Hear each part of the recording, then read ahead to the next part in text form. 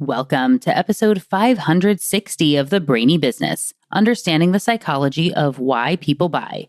In today's episode, I'm excited to introduce you to Matt Salem, co-author of Unpacked, Predict Packaging That Sells. Ready? Let's get started.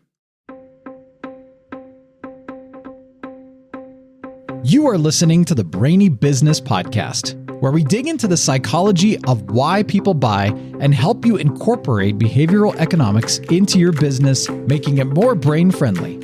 Now here's your host, Melina Palmer. Hello, everyone. My name is Melina Palmer, and I want to welcome you to the Brainy Business Podcast. Today, we're talking about packaging, and more specifically, how packaging influences pricing, sales, and choice at the moment decisions are made. Packaging is one of those things people often believe doesn't affect them very much. They'll say they focus on the product itself, or on the price, or on quality, not the box it comes in. And yet, decades of behavioral science research show that packaging plays a critical role in whether something is noticed, understood, and ultimately selected.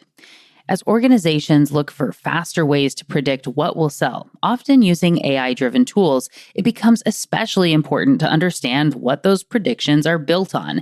Data quality, behavioral relevance, and real shopper behavior make a difference in whether insights are useful or misleading. Today, I'm excited to introduce you to Matt Salem.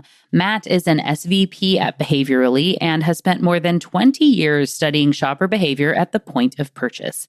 He's also the co-author of Unpacked, which explores how behavioral science, large-scale data, and predictive modeling can be used to evaluate and improve packaging performance. As you listen to this episode, I invite you to consider this question. How often are decisions about packaging, pricing, or presentation made based on assumptions rather than evidence of how people actually behave? And what might be possible if you did the opposite? Before we get into the conversation, I want to be sure you know there are links in the show notes for my top related past episodes and books, ways to get in touch, and more. It's all within the app you're listening to and at thebrainybusiness.com/560. Now let's jump right in. Matt Salem, welcome to the Brainy Business Podcast. Melina, thank you so much for having me on. I really appreciate it. Yeah, absolutely. It's always fun where you've interviewed me before, but I haven't interviewed you before. And I bet there are many people in the audience that definitely know you and the company you work for. But for everyone who doesn't yet know you, can you share a little bit about yourself, your background, and the work that you do? Sure, would love to. So it's definitely great to be on with you again. And I would say that I definitely feel it as you felt it. It's weird being on the other side, but it's cool at the same time. With that being said, Matt Salem here from Behaviorally. I am an SVP on the customer success team. I've been with Behaviorally for well over 20 years at this point. Behaviorally is the industry leader when it comes to helping clients understand the impact of shopper merchandising and packaging at the point of purchase, whether that be in-store or digital. And we also help our clients understand path to purchase as well. So those are the three key areas that we play in. Perfect. And I, of course, know at least, more than the average person why packaging matters. But for people who are still a little bit skeptical, I know, packaging, I almost said it's gotten a bad rap over the years, which is just the worst of puns, but I feel good about it. So I'm going to stick with it. That it's just the box. It doesn't matter. It's just the box. Help prove that wrong. Sure. Well, I mean, that is something that comes across sometimes. Hey, it's just protecting the product inside. All I really care about is what's inside. And that always reminds me when I hear that, a funny story, if I may. But when I first started, and this goes back to the very beginning of my research career, I sat in the back of qualitative research and a shopper made a comment along the lines of, oh, well, I don't really care about the packaging. I just buy it because of what's inside. And my heart sank. And I was like, wow, this is terrible. I can't believe that this person just said that. But we all know that that's not really what happens during the shopping experience. And the packaging is, in fact, critical to the shopping experience. And one of the many reasons why it's critical is because it's that last defense for sale for the product inside. So it really is the silent salesperson, as they say, at the shelf. Again, whether that's in your grocery store, in a big box store, mass merchandising, online. It really does speak and tell a story to the shopper, and it explains why that product inside is the best product for them. So it's critical as a marketing tool for any business that has packaging at the point of sale. Right. And even where people may consciously think that it doesn't impact them, it's the same thing. I always sort of joke in talks, where it's like that person who says like, oh, I never pay attention to those online ads. They don't have any impact on me. It's like, yes, they do. Right. They right. do. Seriously. Yeah. They are influencing you. There's plenty of research to show it. So while that person said this, it didn't derail your, career choice. You didn't bail, right? So what are some things that you can share where packaging has been impactful? Like what are things to be looking out for?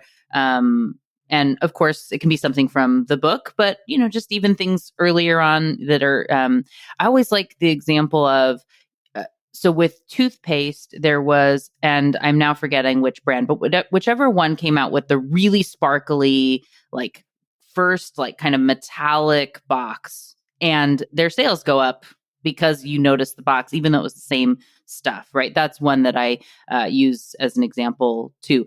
And then if everyone has metallic boxes, it doesn't stand out anymore. So it doesn't have the same impact. So you have to think about context and all these things.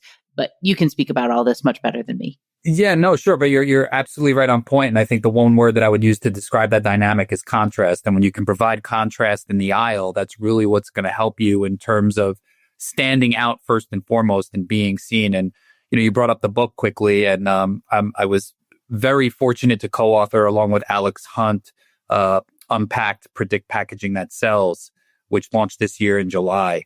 And in that book, we go through what some of the best practices are in terms of design and how to achieve contrast. And the book is so much more than that. I know we'll talk through that as we talk today. But one of the core tenets of the book is, well, what makes great packaging design and contrast, and how do you drive contrast in the aisle? And there's a variety of different tactics that can be used to drive contrast. We think about them through a framework that we've developed here called the 4S framework, which is also rooted in behavioral science principles. With that framework, one of the key pieces is being seen, and first and foremost, driving that contrast just to get noticed. But beyond that, there's so much more. It's not just being noticed for the sake of being noticed. It's being noticed in a way that's salient so that shoppers remember you, so that shoppers recognize you. And then going beyond that, really communicating in a way that drives purchase when it comes to putting the pack in the cart, whether, again, it's literally that grocery cart or just clicking that button and going to cart and checking out. Absolutely. And so, I mean, great opportunity to, share more about what are the 4 S's, right? So we got be seen. And while you did say salient, that's not one of the actual S's exactly, right? So we have one. Right. We have one. So the 4S framework in and of itself is be seen, shoppable, seductive, and selected. And that framework starts with what we have just talked about, being seen. But beyond that, we also need to make sure that we can be differentiated within the choice architecture that is the shelf set that shoppers are shopping from. So we have to facilitate that experience by differentiating from competition, first and foremost. Now, this is our brand. This is what our brand stands for. And then within the brand, these are the variants that we offer. And these are the differences between the different options you have available in the shelf context. From there, and from being shoppable, it's then about seducing and being seductive, which is that 3rd S. That 3rd S, the way I like to look at it, is through 2 different lenses. One, very quickly reassuring shoppers that costs of entry are being addressed. So an example I always like to give, and many have probably heard it from me over the course of conversation in my career, if you're in the frozen pizza aisle, you must have some sort of delicious looking, hot, cheesy pull coming out on your box. And the reason why is because you want to give the shopper that emotional feel of it's going to taste great. I could picture pulling the cheese. I could picture it being a hot pizza, despite the fact that I'm shopping in a cold, frozen door aisle, right? So that's part of it, like addressing those costs of entry. But then there's also the point of difference idea, which is, okay, Yes, you're going to be a great tasty pizza, but why are you different than the next box that's showing me a great tasty pizza?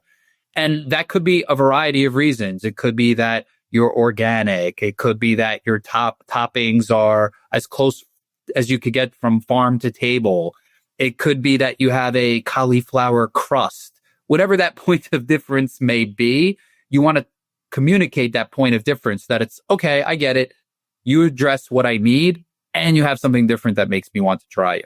And then once you seduce the shopper, that last S is being selected. And frankly, that's more of a culmination of the first three S's that we talked about, right? You're taking it off the shelf, you're putting it in your cart. And those first three S's, depending upon the category you're in, and I would say moreover the size of your brand, how much you have to impact each S can vary. So interestingly, if you're a very big brand, for example, being seen, it's important, but it's likely if you have, let's just say, a 50% share of shelf in the category, literally the shelf space, think like a Tide detergent or Coca-Cola and Pepsi, right? You're going to be seen. So to increase visibility might not be as important to you as the newcomer who has two little facings. How do you get seen? How do you break through? So that's just an idea of how brand size can impact how much you need to kind of pull those levers in terms of being seen, shoppable, and seductive in order to get selected. Definitely. Well, let's just walk through these as kind of like case studies, right? So we'll start by saying I'm going to have you go both directions. So you can either be the Coke or the, I don't know what, original Olipop or whatever when they were first coming out or something, right? Sure. Or you can pick a different Tide and random competitor that we don't know the name of or whatnot. What advice? So if the big one comes, what are you maybe going to focus on? What are some questions you might ask? What should someone be thinking about if that's them that's listening? And then also for the newbie, what do we look at for these four S's? Yeah, sure. So for the bigger brands, typically it's going to be more so a focus on protecting the visual equities that resonate quickly with consumers. So that doesn't mean you can't change. It just means you have to establish guardrails to change. So these bigger brands are coming in, they exist, they want to redesign for whatever the reason may be. And we want to make sure that they're not going to do so in a way that causes confusion at the shelf, or let's even say hesitation at the shelf. That question mark, that when shoppers go to the category, they notice something's different. They don't quite notice what it is, and it causes pause, and it almost makes them reevaluate, which is now giving them a chance to leave and go elsewhere, right? Shoppers are very habitual. They're coming into the aisle and wanting to get out quickly.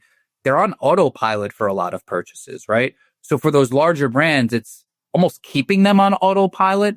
But let's say you're extending and you're adding new SKUs to your brand. Well, you want to make sure that the equities that you're leveraging from a visual standpoint to communicate, hey, it's me over here, are still there. But you're also doing so in a way that there's that other piece of the pack that's informing the shopper. But there's something else to this now. There's something new going on. Let me investigate and find it out. On the other end of the spectrum, when we talk about the new brands that are trying to break through in the aisle, that visibility is just absolutely critical. Because if you're not seen, you're not sold. It's a mantra we've had here for years. You need to be seen first and foremost. And when you're seen, you need to then communicate very quickly, particularly that point of difference, because you want to establish what makes you unique and why you should be tried. So when you think about a newcomer in the aisle, it's really going to be about getting seen and communicating very quickly. And that doesn't necessarily mean with words. It could be with visuals, right? Visuals, we know, speak much more quickly. The old adage, a picture's worth 1,000 words, is true. So we want to make sure that you're communicating very quickly in the aisle, getting your point of difference across and driving trials. So we'll focus a lot on pushing visibility for those newer brands as an example. Definitely. And you have to just go walk a lot of aisles, right? Do you spend a lot of time just walking through stores? Is that part of... So I would say on the shopping trips where I have my children with me, it's a bit more, let's go and let's get out, because the reality is they can easily get distracted. So there's some advantages to getting distracted at times. Maybe they point something out that I would not have noticed.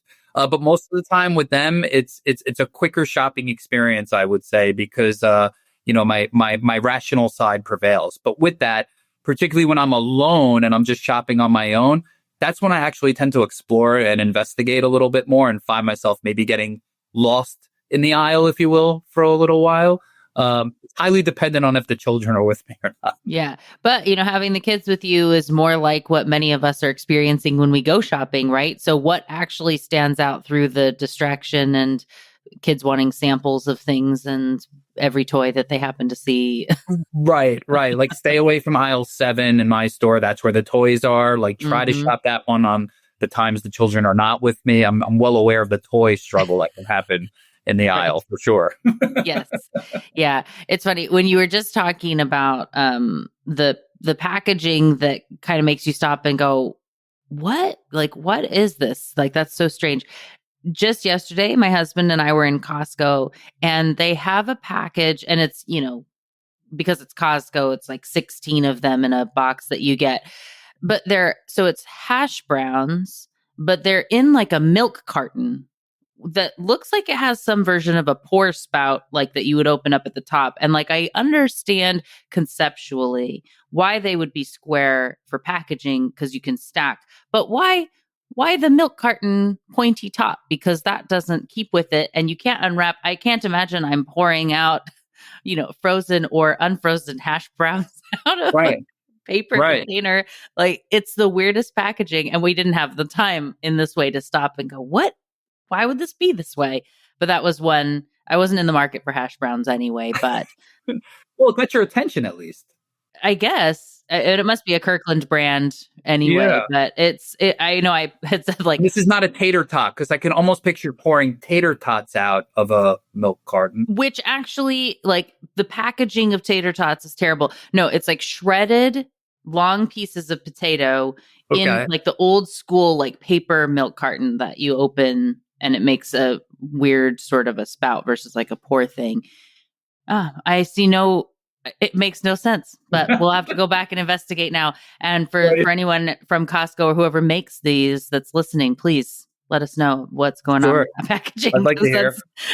That's fascinating. Yeah, I'm going to have to check that out. Yep. Go check it out. We'll talk about it in a follow-up conversation about interesting packaging as we go from there. So you definitely have, I know from the years that you specifically, and then just across behaviorally, you have lots of clients and interesting work that you've done.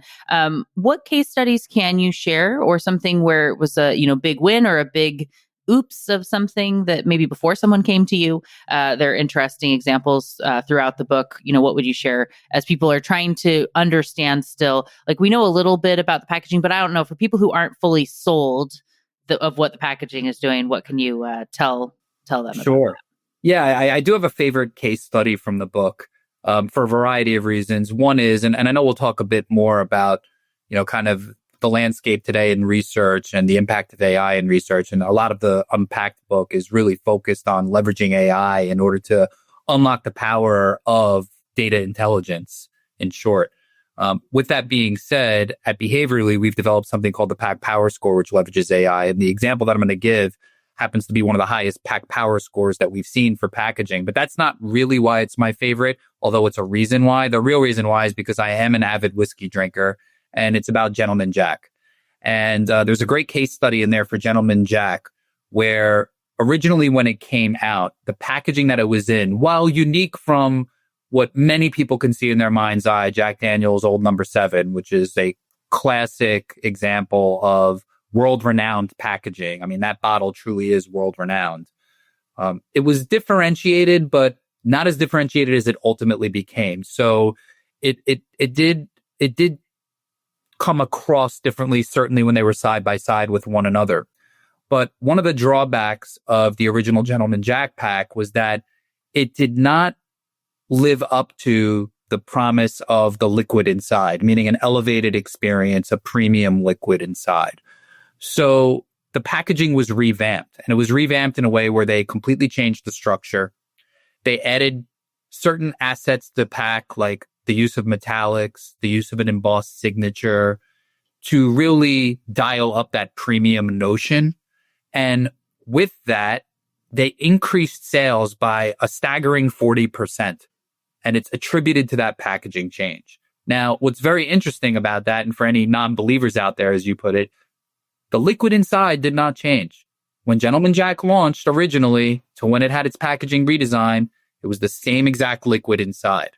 And I think alcohol and spirits in particular, but even wine or other areas within Alc Bev are great examples of that, because I am rather certain that if I took, let's say, tequila brand A, which is a more mainstream, lower price point tequila, and put it into packaging of tequila brand B, which is a more premium, non-mainstream, well-known brand's packaging, that people's perceptions of that liquid may change just because I poured one liquid into the packaging of another. Now, maybe not for tequila aficionados that could taste the difference, granted, but I'm sure for a lot of people who just may order a shot of tequila or drink it a bit more casually, they would rate that same liquid differently depending upon the packaging. So it really does work together and in harmony, and it really can help to elevate not only people's perceptions of the product inside without tasting it, but perhaps even after when they do taste it. So the packaging is just absolutely critical in that example, but that same impact happens across other categories. It's setting expectations of what's inside.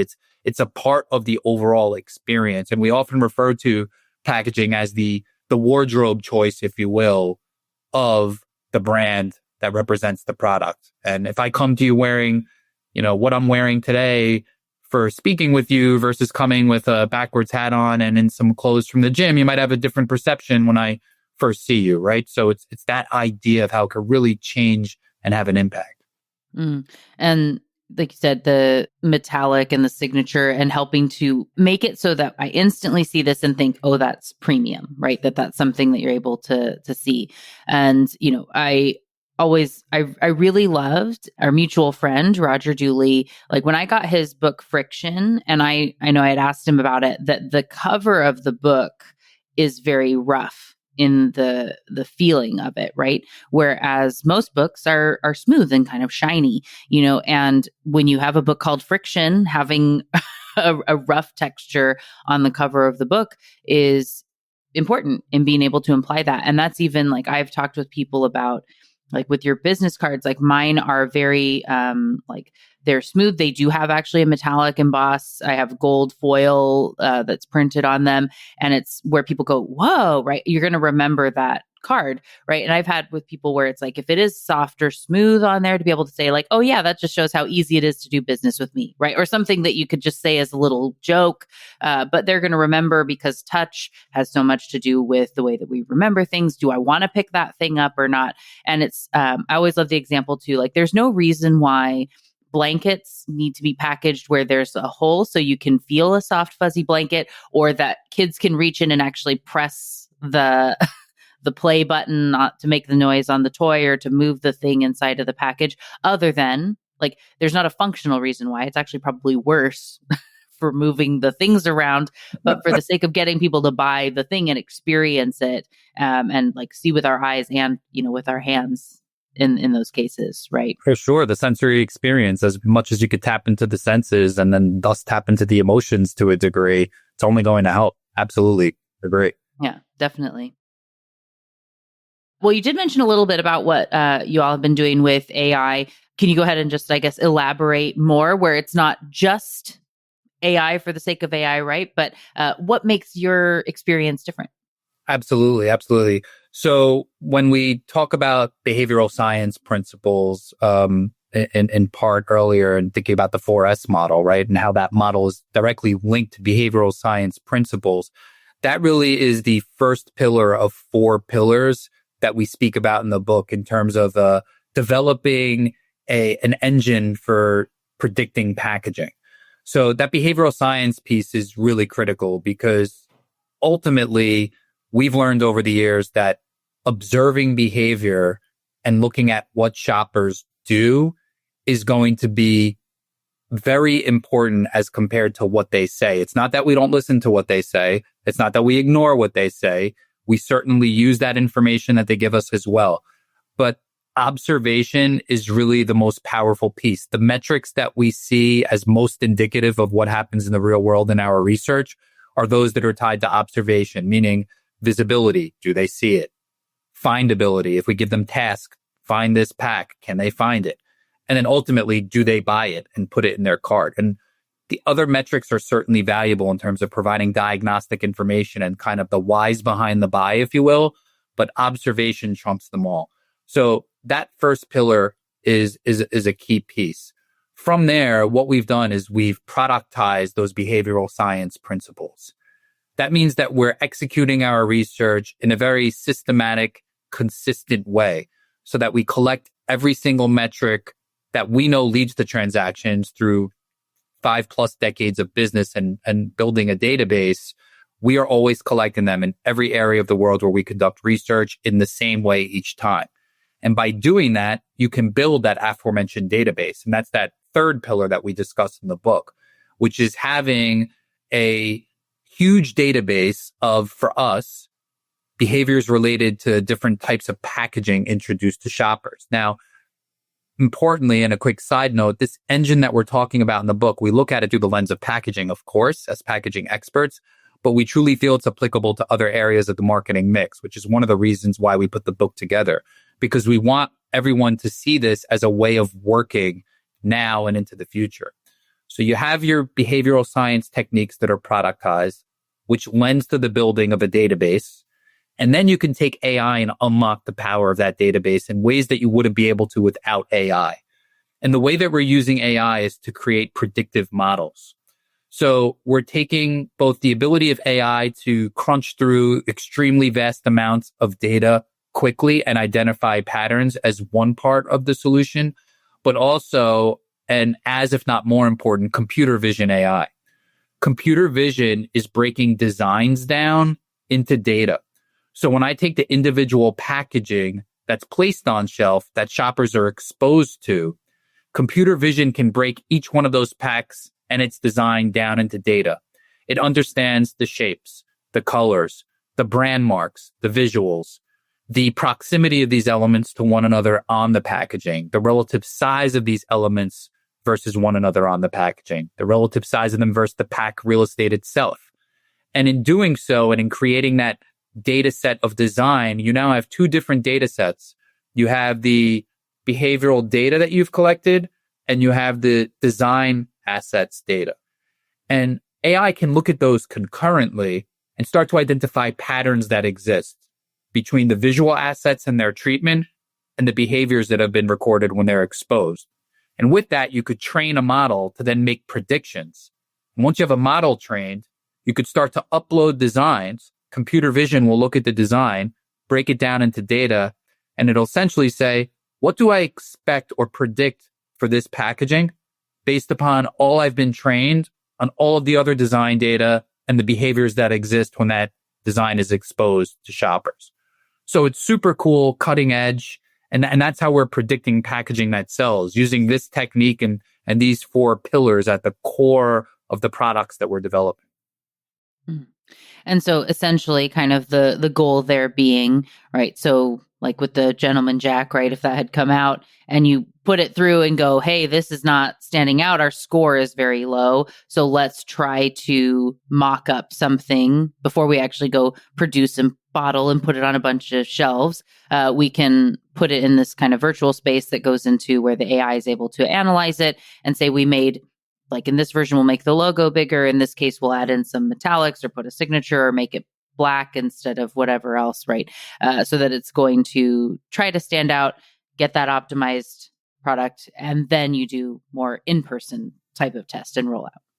Sure. Yeah. Then we would test more so still in a digital way with online testing, but with consumers, real people. Absolutely. And that's typically going to be the final step. I think, the game changer here is the ability to test, learn, and then have this continual cycle of create and iterate earlier on in the process is going to, with certainty, lead to better design at the end point. Because the reason we have this to begin with is many years ago when we first started developing the tool called Pack AI, which now lives on the platform called My Behaviorally, which is a self-serve platform where clients can literally log in and drag, drop a design and get the predictions. It's so cool to see where we've came over the course of, just the time that I've been here. Right. But with the platform and with Pack AI, the reason Pack AI came into existence is because clients were telling us, it'd be great if earlier on, I know if I cut the wrong designs out of the mix. Before I come to you guys behaviorally, I have 20, 30 designs sometimes. And yeah, there's a lot of smart people in the room making these decisions, but frankly, we're just making them on our own. We don't have any data to help back these decisions. So is there a way that you could help us make these decisions? And that's how this tool came to be, and leveraging that database and being able to unlock its power with AI was just absolutely perfect to satisfy the need earlier on in the design process to create, iterate, test, and more. And that's where, potentially in that process, we've all been in those rooms, right? Where it's someone who says, well, I don't like that shade of purple. Like personally, I dislike purple. And so no one else could possibly like it. So it's out, obviously, right? But it's like, well, we picked purple because there's not a lot of purple in the soda aisle, right? And and it's not a grape purple because we're not a grape drink or whatever else, right? But like we picked this intentionally in a bold color, but someone's like, oh no, I prefer pastels. And so it's just out. That's right. That's right. And sadly, I would say sometimes that even happens after a ton of great work is done and you're closer to the end point. Sometimes, the human element comes into play for better or worse, I would say. But yeah, particularly early on, you're absolutely right. Those biases can come into play. Those personal biases can come into play. And are you eliminating something based on personal bias? And maybe it's, kind of the social norm in the room, if you will, where other people share that bias with you, and it's confirmation bias, if you will. And what happens is everybody's nodding their head, yep, that one's gone. Meanwhile, in the aisle and with the masses, it could have worked. So yeah, like, did it need to hit the cutting room floor, or could it have been in the mix? And could we have continued to try to prove it out as a viable design for the marketplace? Yeah, definitely. Well, and we know too, is so often you're not the ideal buyer of whatever it is that you're producing, especially when you're up in, C-suite land of working on this. And if you're not even in the aisle, like doing your own shopping or whatever it is, or it's not a product that is meant for you, right? So, as a, 50 something, 40 something, or you're creating something that's for, like it's a drink that's targeted as 18-year-old gamers, right? Like you're just not gonna know that. Right. Even if you have them in your house, right? As like your kids, you think but you don't, right? You better talk to the people in the aisle for sure. Right. And not just having to ask one or two people like, well, what do you think about this random person in the aisle? But that having that so much more data than we could possibly really imagine based on what you're able to do with, like you said, AI and decades of that actual what happened research, not just like we think this should happen, but like what really has happened, to be able to have that predictive aspect for people is really cool. And I think you just hit on a critical component, because, perhaps more important than the tech and the AI is what it's built on. And we have that world's largest packaging database, and it's built on real shopper data. So the modeling that we're doing per earlier is predictive modeling, and it's leveraging primary shopper data. This isn't secondary data that we're scouring for. We're not quite sure how it was collected. We're personally collecting all of this data, even in cases where we're building custom models that don't leverage the database in the same exact way because we're adding additional data to customize it for clients. Again, that's us collecting the data. So it's primary data. It's predictive. It's not secondary. It's not generative AI creating data sets that didn't exist from other types of data it could find out in the wild. This is something that's really within our control. And it's not to say that secondary data doesn't contribute or can't contribute. And it's not to say that generative AI doesn't have a place, but it is to say that the data set that you're leveraging is absolutely a critical component, as much so, if not more than the AI itself. And that's one thing when clients ask like, hey, well, what should I be thinking about when using AI? My typical answer is think about what it's built on. Yeah. Yeah. Do you want to expand on that at all? Like, think about what it's built on, and like, okay, I thought about it, and I don't know. Well, what I really mean by that, and in our case in particular, is the data set itself, right? So if I expand upon that, if you think about the 4S framework that we talked about, beyond that, and what makes it a data set that's very valuable are the KPIs that are linked to it in our case. So not only is there a solid framework in place in terms of the 4S's being behavioral science based, what they represent, but the KPIs that feed in, we know after collecting this data for decades that these are the ones that lead to transactions. So when you think about 20 plus data points that really ladder up to these 4S's, this is what the AI is leveraging to make its predictions. And since we've seen time and again that these are the metrics that lead to success in the marketplace, and we validated that by linking it to actual sales data in the modeling itself, it all comes together as being that, hey, it's built on something solid, right? The AI is leveraging a solid set of data and has the data intelligence to work with to make accurate predictions because it could train models. It can look at the ground truth, which is the sales data, link it all together and say, we know these KPIs do well when we see these executions, and thus we expect this design to perform well, or hey, you better optimize to address being seen, whatever the case may be. Mm-hmm. And I mean, it's not to say, even like to your point here, that the existing data set, like it could be a really great piece of academic research or a really useful or thoughtful book that was put together, but in a totally different context, or that is on a very small sample size. And probably, at some point, like every academic paper at the end, it says like opportunities for future research because we looked at this one little thing. And I will say about AI, at least right now, it does like to make generalized sweeping notions about how useful something is that it finds, and isn't necessarily dotting all those I's and crossing all those T's. Yeah, sure. I mean, I think certainly with generative AI, I mean, you could see right when you use, and everybody uses ChatGPT, it says that the answer might not be true. Right? There's like a disclaimer there essentially saying that, right? I think with predictive AI, the thing that you can do and what we do here is there's metrics that you can look at to kind of prove out the models and how predictive they are. So we focus on something called NMAE, which helps us understand when you look across models, the rate of error that you would get when comparing predictions to actual responses. And what we do is target a 90% accuracy rate, meaning that there would be 10% chance of differentiation when we look at the prediction versus the actual, like a 10% margin, if you will. So 90% is a pretty good accuracy level.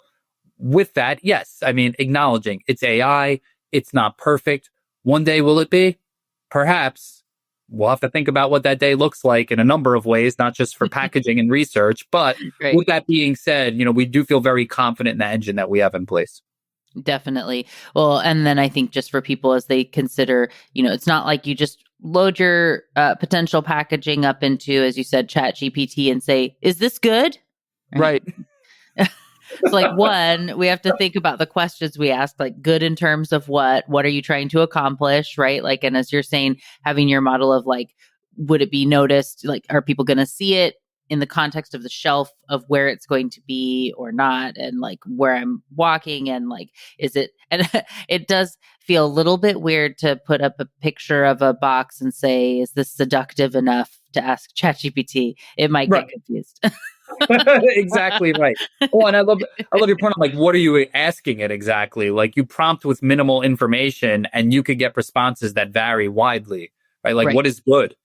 Good in terms of it's going to be good when I actually take it out and use it. It's going to be the food's going to taste good, or good for you nutritionally, or whatever you upload. It's a pretty broad question, right? Yes. So you're absolutely right. It has to be better prompted and frankly, better informed too. I think that's the combination that you need. Yeah, definitely. Well, thanks so much for coming on to the show to chat about packaging. I know that we find this super fascinating. I know there are people listening who work in packaging who are very excited to have heard this conversation. And those who don't, hopefully are a little bit enlightened about different pieces that go into packaging, and maybe they'll be a little bit more attentive as they look out when they're on those aisles and things. For everyone who's now so excited to get their copy of Unpacked and to learn more and to follow you and behaviorally and Alex and everything, where should they go? What's their best path to do so? Yeah, sure. Well, certainly you could go right on Amazon for the book itself. So if you go to Amazon and just put in the search bar, Unpacked, Predict Packaging That Sells, it'll come right up. You can get a digital copy. You could get an audio book. You can get an actual, if you want to pick up a book and flip through the pages book, of course. And you can also go on Behaviorally's website, www.behaviorally.com.